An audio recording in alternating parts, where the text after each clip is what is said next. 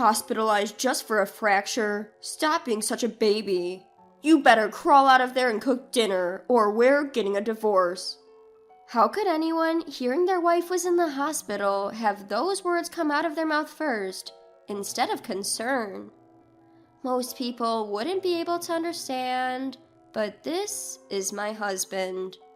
I can't take it anymore. I was at the end of my tether, but there was someone even more furious with my husband than me. That was none other than his own parents. I wonder how he will react when his folks step in. My name is Eileen, 29 years old. I got a job at a fairly well-known company immediately after graduating from college. Although I don't work at the headquarters, I still make a decent income. My husband Matt is 32. We met at a client company, and after several encounters, he took the initiative to exchange contact information. He then asked me out to dinner, and after dating for a year and a half, we crossed the finish line. When he proposed, he looked me straight in the eyes and said, "I want to be with you for the rest of my life, Eileen. Will you marry me?" I'm happy, but are you sure about me? I want you, Eileen. You're the first person to make me feel this happy when we're together. Matt, thank you. I want to be with you forever too. We were then blessed by many people at our wedding ceremony and vowed to love each other forever. But 2 years after the ceremony, if asked whether there is still love between us, we wouldn't be able to confidently answer yes. The reason is simple. Matt changed during these 2 years. It all started with something trivial. Since we got married, he started to gradually push household chores onto me. Given that we were both working, we agreed to share household chores equally before getting married.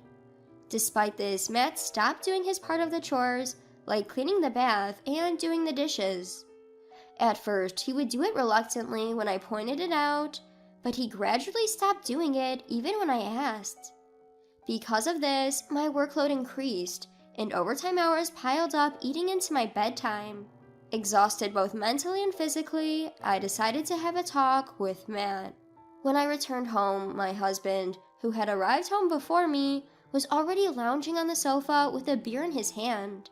He didn't even greet me. Although I was frustrated with him, I started the conversation calmly. "Hey, Matt, there's something I want to talk about." Keeping his eyes on the TV, he responded, "What is it?" I snatched the remote from him and turned off the TV. "Hey, what are you doing? I was watching that." My husband sprang up, raising his voice. "I told you I wanted to talk, right? It's important. Please listen." What a hassle. So what is it? I don't have any free time, you know. Free time? He's just been watching TV and drinking beer. Biting back the urge to shout back, I maintained my composure and continued. "Matt, you haven't been doing any housework recently, have you? Why not? We agreed to share the chores since we both work, didn't we?" Isn't it obvious? Because doing housework isn't something I should be doing. What do you mean? Cleaning the bathroom and doing the dishes were your responsibilities, weren't they? Why should I, as the husband, have to do such things? That's a woman's job. Wait, are you serious? You were the one who suggested we share the chores. That was just a pretense to play the role of a good husband. Isn't it obvious? At the wedding, you even told our guests, "I'm so grateful that my husband helps with the housework." That was the whole point, haha. So what are you saying? That you begrudgingly did the housework just during the wedding period to improve your image? With a smirk on his face, my husband said, "Exactly, haha." I couldn't believe my husband would say such an outrageous thing. The shock left me at a loss for words. I'm tired from working overtime too. After coming home later than you, how dare you say such a thing to me? Just a reminder, your looks and figure are below average, okay? What? Why are you bringing this up out of the blue? What does this have to do with our current discussion? A plain woman like you should be grateful for marrying a man like me.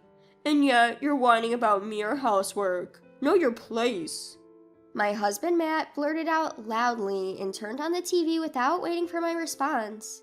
He took a swig of his half-finished beer and easily diverted his attention away from me. I couldn't believe it. I'm even working overtime, so how could he say such things? No matter how I think about it, that's just not right. I had a lot to say, but if I opened my mouth now, it would only start an argument. To calm myself down, I went straight to bed after taking a bath that night. Since then, I tried to find a chance to talk to Matt, but was always dismissed. Every time I tried to start a conversation, he told me, "Don't boss me around," and there was no room for discussion. As if avoiding me, Matt would go out somewhere whenever he had his day off. Of course, he didn't do any housework. Even though it was supposed to be my day off, I ended up doing all the housework at once.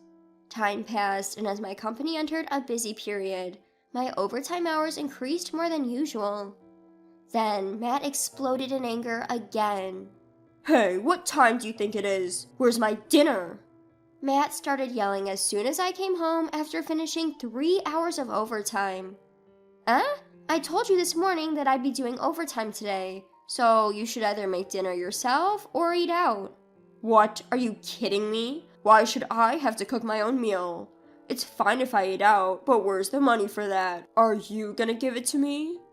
Why should I? I'm busy too, so please cooperate a little. The word busy seemed to upset him. He kicked the leg of the table and barked at me with a demonic expression. "I don't care whether you're busy or not. You're stuck doing overtime because you can't manage your time, right?" That's not it. My company is really busy right now. Don't get carried away just because you can do a little work. You should just listen to what I say, you foolish woman. Since that day, I started to distance myself from Matt. To avoid being scolded, I prepared dinner in advance on the days when I would be working overtime.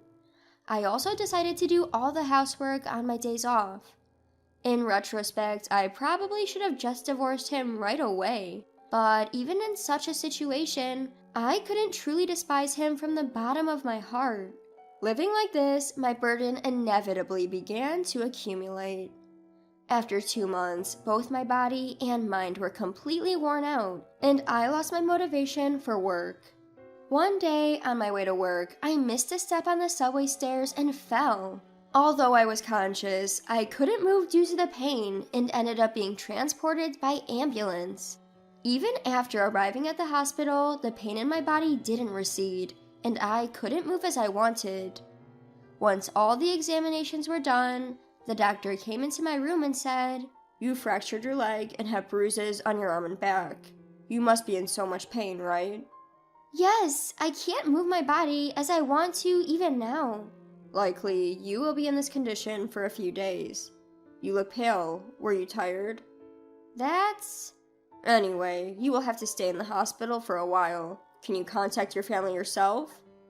"Yes, I can." When I checked my phone, I had a message from a colleague. Apparently, they were at the same subway station when I was taken away by ambulance. They had already explained the situation at work, and they contacted my husband, Matt. Feeling relief and fatigue from my daily life, sleepiness suddenly came over me. Before I knew it, I fell asleep. A few hours later, I woke up to the vibration of my smartphone. On the screen, Matt's name was displayed. Presumably, he got a call from work. Did he call because he was worried? Indiscreetly, I felt a little anticipation as I answered the call. "Hello?" "Hey, what time do you think it is? Get back home already." Confused by Matt's loud voice, I couldn't hide my bewilderment. Didn't you hear?" "Huh? What are you talking about?"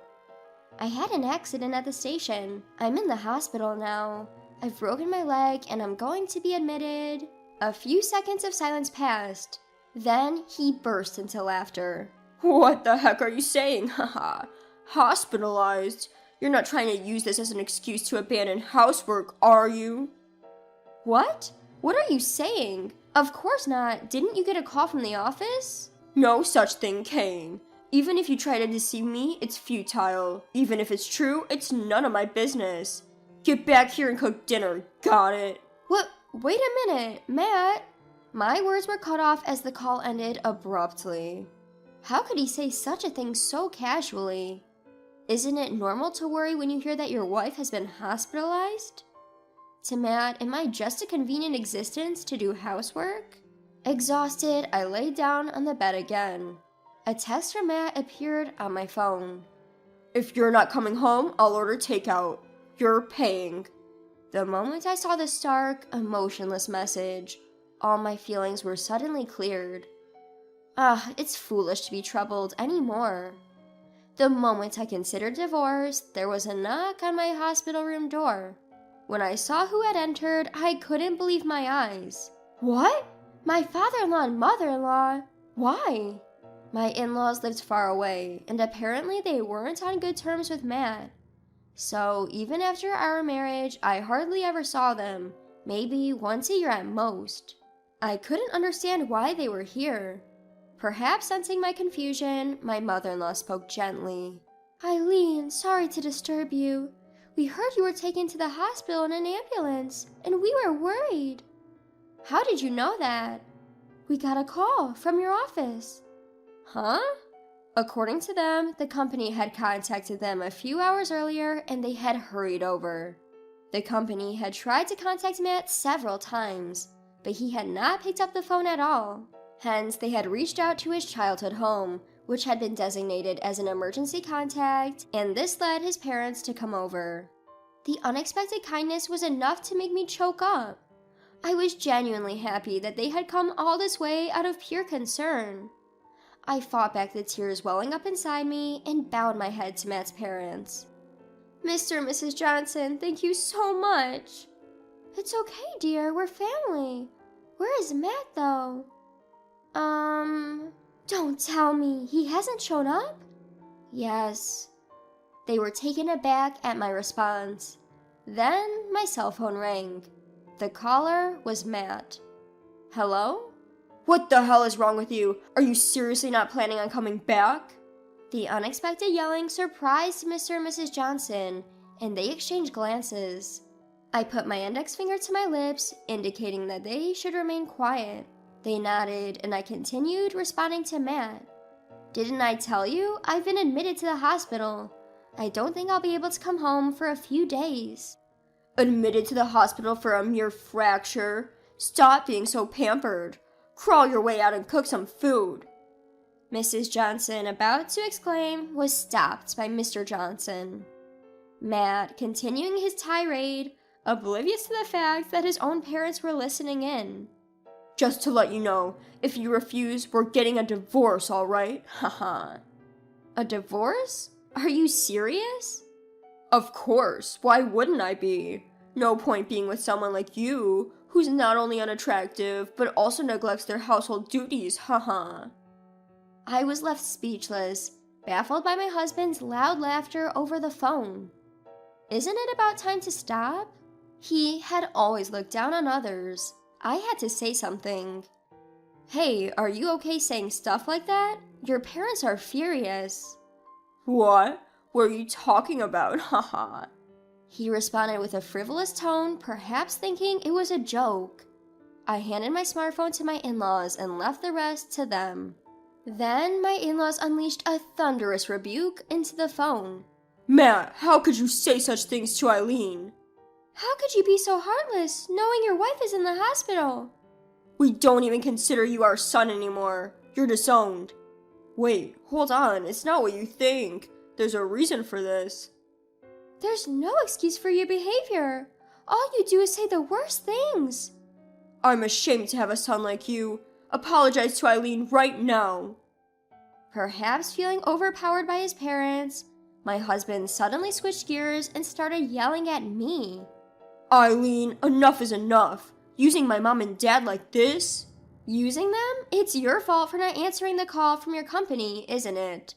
That's why they ended up getting the message. It's your own doing. That number? Was it from your company? How misleading. Fine, I'll divorce you. Are you okay with that, huh? I let out all the pent-up anger and resentment and firmly stated my position. Divorce? Bring it on. In fact, I want nothing to do with a man like you. How long are you going to think you're superior? I don't have a single reason to cling to you. Arlene, what are you saying? I should have known better than to think common sense would apply to a man like you. I have no reason to stay your wife any longer. If you understand it, never show your face to me again. Get lost, you piece of crap. After that, I officially divorced my husband, Matt. At first, he was reluctant, but thanks to my in-laws introducing a divorce attorney, I was able to split on favorable terms. The divorce completely changed Matt's life. He ate out for every meal, and his health deteriorated. Unable to do his laundry, I heard he went to work in wrinkled suits and shirts. As a result, his reputation among his coworkers plummeted. Rumors started to circulate around the office. Heard he didn't even visit his wife when she was hospitalized. Isn't that messed up?